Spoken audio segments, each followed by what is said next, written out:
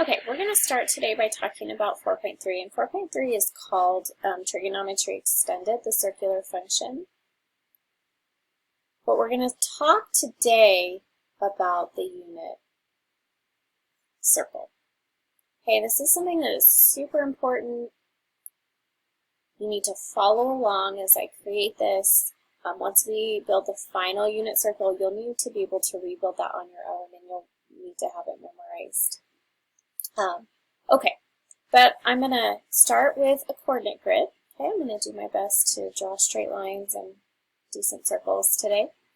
And what I'm going to do is I'm going to draw an angle in standard position. Okay, and what I mean by standard position is that the vertex of that angle is on the origin. Okay, this initial side is on the x-axis, and then this is called the terminal side. Okay, so the origin, or the vertex is at the origin, and the initial side is on the x-axis. Okay, so that makes that angle in standard form. I'm going to erase this just because I don't want to get a lot of, I want to keep this as clean as possible. Okay, when I'm drawing an angle, if I draw that angle in a counterclockwise direction, that means the angle is positive. Okay, if I were to draw an angle in a clockwise direction, that means the angle is negative.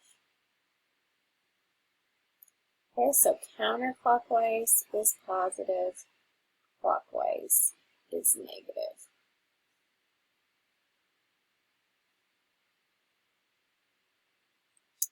Alright, so here's my angle.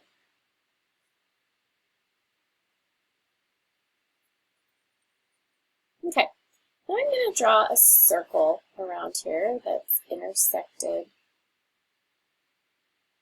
by this angle. Okay, and I'm going to create what's called a unit circle. And so what I mean by a unit circle is the radius of this circle is a unit of 1. So if I put a point on this circle where the terminal side intersects the circle, okay, I'm going to call that point xy because I don't know what point that is, so I'm just going to call it xy. Okay, the radius of the circle is 1 because it's a unit circle. And now I'm going to create a right triangle out of this just by drawing a line straight down right there. Okay, so I drew this right triangle in here. This intersects the unit circle at xy, which means that this right triangle, since it's got a radius, or since the circle has a radius of 1, the hypotenuse of the right triangle has a length of 1. Okay, that also means the length of the bottom is x and the length of the height of the triangle, I guess, is y. Okay, so if we were to write our trig functions of this triangle, and I'm just going to do sine, cosine, and theta. Okay, the sine of this triangle, the sine of theta, is opposite over hypotenuse, so it's y over 1 or y. Okay, the cosine is adjacent over hypotenuse, which is x over 1 or just x. And the tangent of theta is the opposite over the adjacent, so it's y over x. Okay, and so remember those three things. We're going to come back to those later.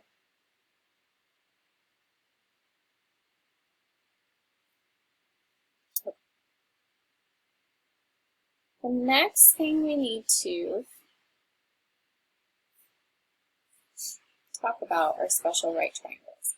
Okay, so if you've taken geometry, this is review. If you have not, okay, this is going to be something that's new. If there's two types of special right triangles, one of those is a 30, 60, 90 triangle,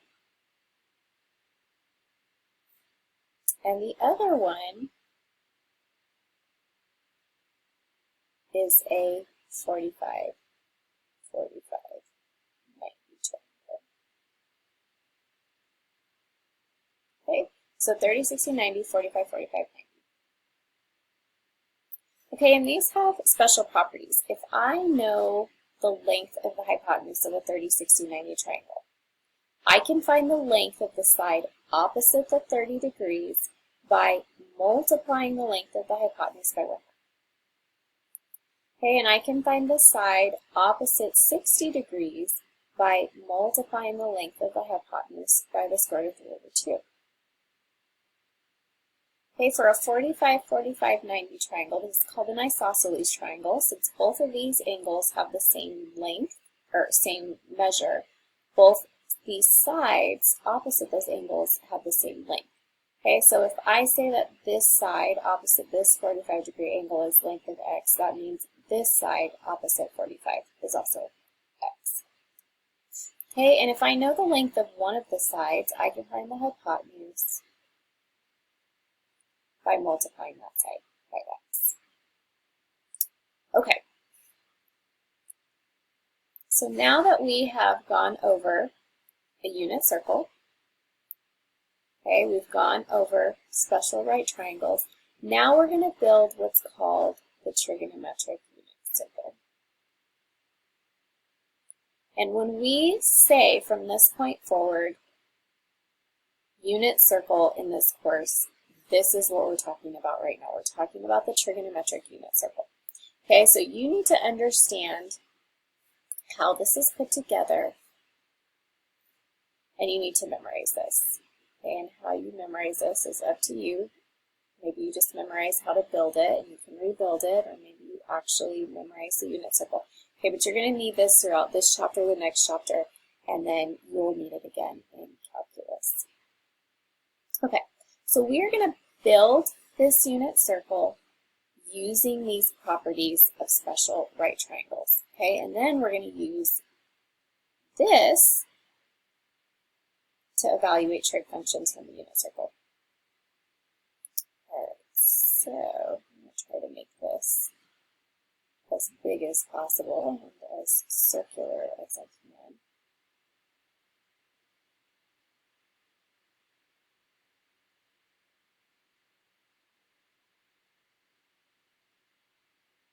Let's try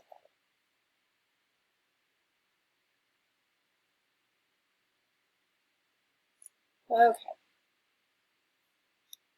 so here's a circle on a coordinate grid. Okay, and I'm going to use special right triangles to build this unit circle. So I'm going to start with a 30, 60, 90 triangle. Okay, so here's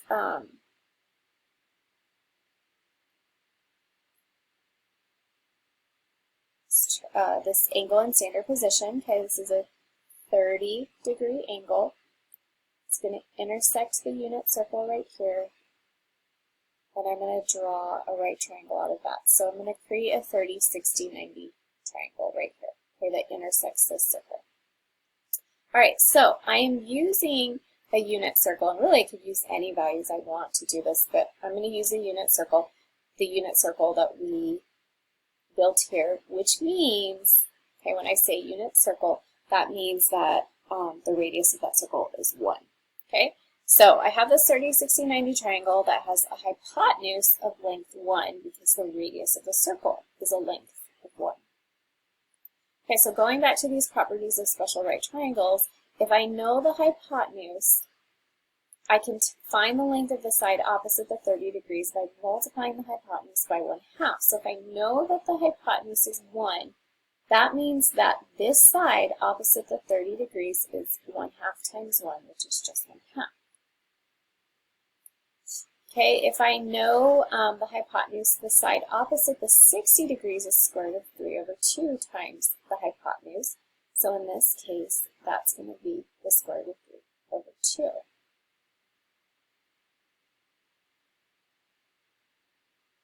Okay, so that means that this angle, or this triangle, okay, intersects the unit circle at the point square root of 3/2.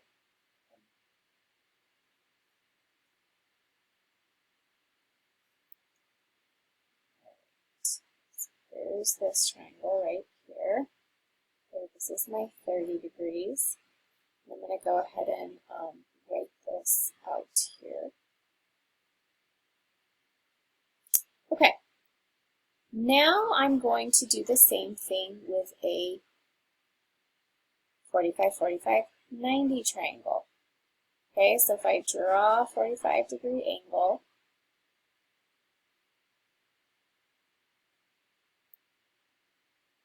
okay, I can draw a 45, 45, 90 triangle that looks like this. Okay, so 45, 45, 90, the radius of the circle is 1, which means the hypotenuse of that triangle is 1. Okay, it's a little more confusing on a 45, 45, 90 triangle if you have the hypotenuse to work backwards to get to the sides. Okay, so on a 45, 45, 90 triangle, if you know the length of the side, you can just multiply by the square root of 2 to get to the hypotenuse. Okay, so therefore, if you know the hypotenuse, you have to divide by the square root of 2 to get back to the length of the side. So if I know that the hypotenuse is 1, that means that the length of the side is 1 divided by the square root of 2. Okay, and I want to rationalize this denominator. I don't want a square root in the denominator. Okay, so to rationalize the denominator, I multiply by something that's going to give me a perfect square. In this case, I'm just going to multiply by itself.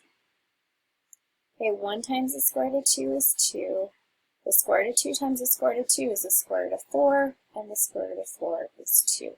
Okay, so if I rationalize this denominator, I get square root of 2 over 2.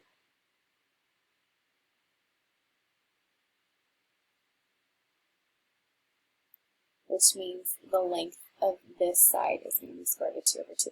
Okay, that means that the x value of this point is the square root of 2 over 2.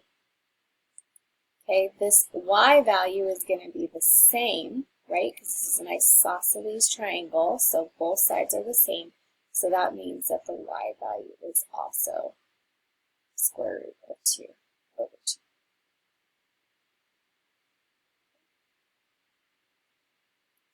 All right, last thing I'm going to do, well, not the last thing, but to build this first quadrant of angles is now, get a lot of stuff in here. Okay, now I'm going to do the same thing, still with a 30, 60, 90 triangle, but this time I'm going to draw this angle to be 60 degrees. Okay, so I know I did the 30, 60, 90 triangle here, but I made this angle 30 and this angle 60. Okay, now I'm going to do the same thing again, only this time this is my 60 degree angle and this is my 30 degree angle. Okay, so I took this and twisted it around. Okay.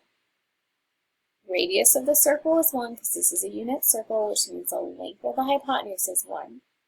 Okay, if I know the length of the hypotenuse, I know the side opposite the 30 degrees is 1/2 times the length of the hypotenuse, this would be 1/2. Okay, the side opposite the 60 is square root of 3 over 2 times the length of the hypotenuse. Okay, so the point here then, this horizontal distance is 1/2. And the vertical distance is square root of 3 over 2.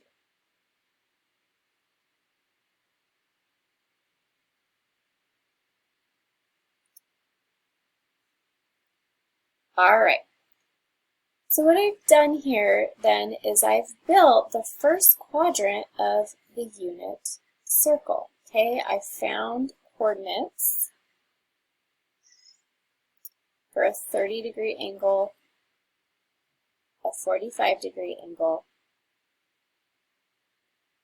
and a 60-degree angle. Okay, and really if you can memorize the first quadrant, you're pretty good on this. Okay, I'm going to stop this video and then I will come back and finish this on another video.